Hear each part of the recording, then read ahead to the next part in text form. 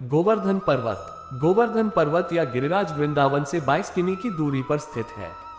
पवित्र भगवत गीता में कहा गया है कि भगवान श्री कृष्ण के अनुसार गोवर्धन पर्वत उनसे भिन्न नहीं है, इसलिए उनके सभी उपासक पहाड़ी की शुद्ध चट्टानों की पूजा करते हैं जैसे वे उनकी मूर्ति की पूजा करते हैं। ये पहाड़ी बलुआ पत्थर से बनी है और 38 किमी की परिधि के साथ 80 फीट ऊंची है। मानसी गंगा, मुखारविंद और दान घाटी सहित कुछ दिलचस्प जगहें पहाड़ियों पर घूमने के लिए मिलती हैं। इतिहास कहता है कि भगवान कृष्ण ने अपने बचपन के दौरान मथुरा गांव को भयंकर बारिश और तूफान से बचाने के लिए गोवर्धन पर्वत को एक उंगली पर उठा लिया था। इस पहाड़ी को पवित्र माना जाता है और गुरु पूर्णिमा गोवर्धन पूजा के दिन भक्तगण श्रद्धापूर्वक पर्वत के चारों ओर 23 किलोमीटर नंगे पैर चलकर आते हैं। भगवान कृष्ण ने अपने गांव को बचाने के बाद सभी को पहाड़ी की पूजा करने के लिए कहा। यही कारण है कि दिवाली के एक दिन बाद गोवर्धन पूजा होती है। यह एक शांत जगह है और निश्चित रूप से अवश्य जाना चाहिए। गोवर्धन पर्वत का मतलब। गोवर्धन पर्वत के नाम की दो व्याख्याएं हैं। गौ पवित्र गाय के लिए हिंदी शब्द है और वर्धन वह आश्रय है जहां गायों को रखा जाता है। फिर गाय उस शेड में बच्चों को जन्म देती है जो खाने के लिए घास, पीने के लिए पानी और आराम करने के लिए जगह से ढका होता है।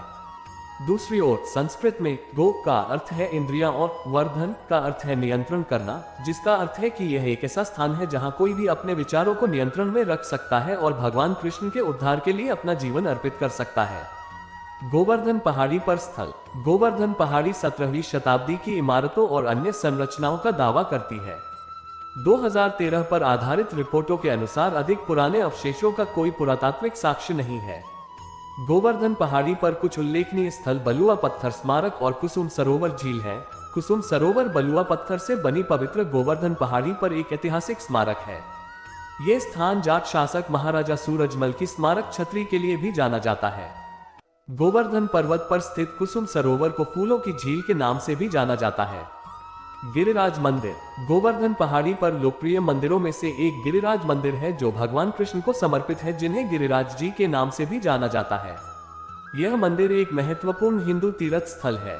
श्री चैतन्य मंदिर। पवित्र गोवर्धन पहाड़ी पर एक और मंदिर श्री चैतन्य मंदिर है जो लाल बलुआ पत्थर से बना है और कृष्ण और राधा के चित्रों से सजाया गया है। यह भी एक पवित्र स्थल के रूप में गिना जाता है।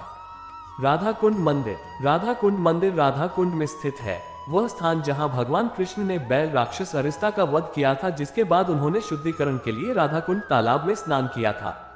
यह मंदिर पूरे वर्ष कई भक्तों को आकर्षित करता है। ऐसा माना जाता है कि यह वह स्थान है जहां राधा और कृष्ण ने बहुत खुशी के पल बिताए थे।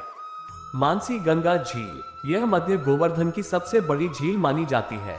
मिथक यह है कि जो मानसी गंगा में स्नान करता है उसे अपने पापों से छुटकारा मिल जाता है और उसे भगवान कृष्ण की शुद्ध भक्ति प्राप्त होती है। गोवर्धन पर्वत की परिक्रमा यहीं से शुरू और खत्म होती है। दानघाटी मंदिर। गोवर्धन पहाड़ी पर एक प्रमुख मंदिर दानघाटी मंदिर है। ये नाम दान शब्द से आए हैं, जिसका अर्थ है दान, और घटी जिसका अर्थ है घाटी। इस मंदिर की खासियत यह है कि यहाँ भगवान की मूर्ति को पुजारियों द्वारा एक चट्टान के रूप में तैयार किया गया है, जो भगवान कृष्ण की तरह दिखती है, जो अपनी छोटी उंगली पर गोवर्धन पर्वत रखते हैं। गोवर्धन पर्वत कथा। गोवर्धन पहाड़ी के बारे में किंवदंतियों में कहा गया है कि कृष्ण ने एक बार पहाड़ी को बाढ़ से बचाया था, देवताओं और राक्षसों के साथ बातचीत की थी और गोपियों के साथ रास रचाया था। ऐसी कलाकृतियां हैं जिनमें पहाड़ी को एक बैल और एक मोर के रूप में दर्शाया गया है। एक गुफा में कृष्ण और इंद्र द्वारा लाई गई बाढ़ और यमुना नदी के साथ पहाड़ी को अन्नकूट के पहाड़ के रूप में दर्शाया गया है। ऐसा माना जाता है कि इंद्र ने मनुष्यों को या तो बारिश न करके डरा दिया था, या यदि वह उनकी पूजा से संतुष्ट नहीं हुए तो बाढ़ देंगे। पता चलने पर कृष्ण ने इंद्र के लिए यज्ञ पूजा करने का विरोध किया और कर्ण के महत्व और अपने कर्तव्यों का पालन करने पर जोर दिया। इससे क्रोधित होकर इंद्र ने बादलों को बुलाया और 7 दिनों और रातों तक बारिश से इस क्षेत्र में बाढ़ ला दी। इसके जवाब में कृष्ण ने जानवरों और लोगों की रक्षा करने और उन्हें सुरक्षित रखने के लिए गोवर्धन पहाड़ी को उठा लिया। इंद्र ने हार स्वीकार कर ली और प्रार्थना करने के बाद अपने स्वर्गीय राज्य में चले गए। गोवर्धन पर्वत तक कैसे पहुंचे? निकटतम रेलवे स्टेशन मथुरा जंक्शन है और वहां से गोवर्धन पर्वत तक कई ऑटो रिक्शा साथ ही बसें उपलब्ध हैं।